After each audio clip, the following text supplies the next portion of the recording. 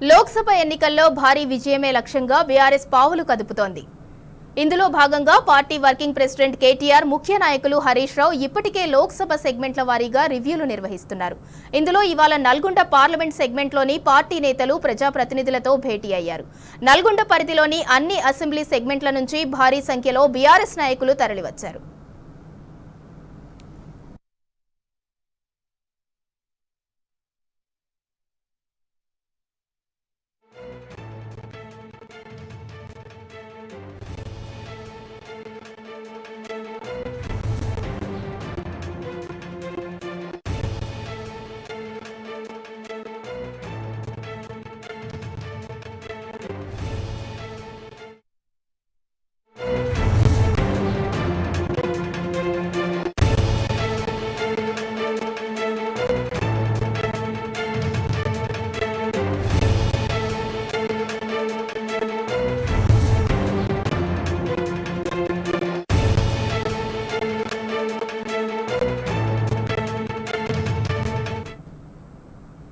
నల్గొండలో ఎన్నికల ప్రచార సరళి మనకు అనుకూలంగానే ఉన్నట్టు అనిపించిందన్నారు బీఆర్ఎస్ వర్కింగ్ ప్రెసిడెంట్ కేటీఆర్.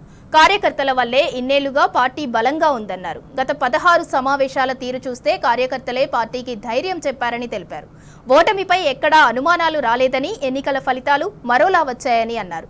ఓటమికి అనేక కారణాలు ఉన్నాయని చెప్పారు. ఈ పార్లమెంట్ సన్నాహక సమావేశాలు ఆరంభం మాత్రమేనని అన్నారు.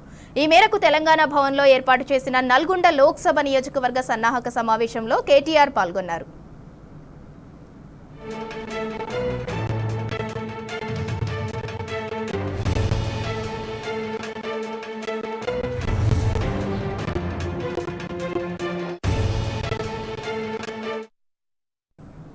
సోషల్ మీడియాలో వచ్చిన అసత్య ప్రచారాన్ని గట్టిగా తిప్పికొట్టలేకపోయామన్నారు BRS working president KTR.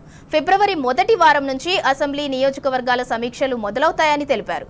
Congress నేతలు అభూత కల్పనలు, అబద్దాలతో ప్రజలను తప్పుదోవ పట్టించారని మండిపడ్డారు. మనం ఇంకా మాట్లాడడం మొదలు పెట్టలేదు, కానీ కాంగ్రెస్ వాళ్ళు ఉలికి పడుతున్నారని దుయ్యబట్టారు. ఇప్పుడే ఇలా ఉంటే బీఆర్ఎస్ అధినేత కేసీఆర్ అసెంబ్లీకి వస్తే ఇంకెలా ఉంటుందో ఊహించుకోండని కేటీఆర్ అన్నారు.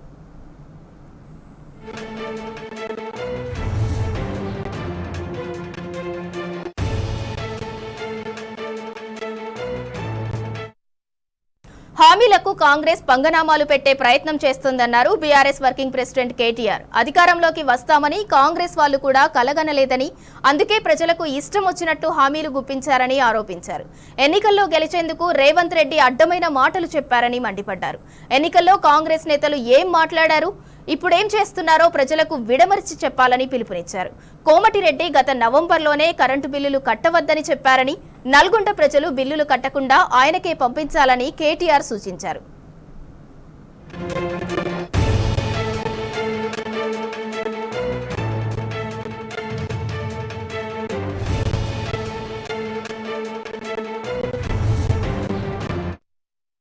కాంగ్రెస్ పాలనలో సాగర్ ఆయకట్టుకు మొదటిసారి క్రాప్ హాలిడే ప్రకటించే దుస్థితి దాపురించిందన్నారు BRS working president KTR. Krishna river బోర్డుకు ప్రాజెక్టులను అప్పగించి తెలంగాణ జట్టును కాంగ్రెస్ కేంద్రం చేతిలో పెడుతోందని మండిపడ్డారు. శ్రీరామ్ సాగర్ చివరి ఆయకట్టుకు కాంగ్రెస్ ప్రభుత్వం ఎండబెడుతోందని విమర్శించారు. రాష్ట్రంలో అప్పుడే కరెంటు కోతలు మొదలయ్యాయని వివరించారు. మైనార్టీ సోదరులకు కాంగ్రెస్, బీజేపీ మధ్య సంబంధాన్ని ప్రజలకు తెలపాలని కార్యకర్తలకు పిలుపునిచ్చారు. రాహుల్ అదానిని దొంగ అంటే రేవంత్ రెడ్డి దొర అంటున్నాడన్నారు. కేసీఆర్ పై ప్రజల్లో సానుభూతి వెల్లువలా ఉందని, ఈ పరిస్థితిని పార్లమెంట్ ఎన్నికల్లో సానుకూలంగా మలుచుకోవాలని చెప్పారు.